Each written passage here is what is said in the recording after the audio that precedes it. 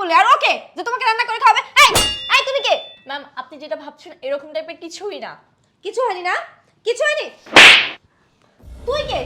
এখন তুই আমাকে বোঝাবি আমি ঠিক বুঝছি না ভুল বুঝছি? আমি নিজে কেন শুনেছি তোদের কথা? তোরা কে কাকে কি বুঝাচ্ছিলি? আর এখন আমাকে বলছিস আমি ভুল বুঝেছি? সামান্য একজন এমপ্লয়ি হয়ে অফিসের বসের সাথে ফষ্টি নষ্টি করবি আর আমাকে বোঝাবি আমি ভুল বুঝছি? নাহিদা এবার অনেক হয়েছে, থামো। অনেক সহ্য করেছি। কি বলছো তুমি এসব আবল তাবল কথা না জেনে?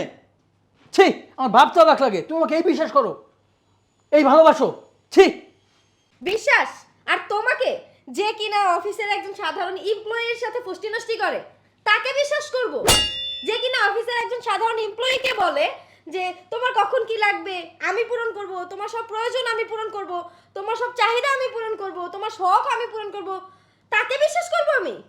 এই তুই কে ওর শখ পূরণ করার, ওর প্রয়োজন পূরণ করার, ওর কখন কি দরকার সেটা তুই দেখবি? তুই দেখার কে? হ্যাঁ?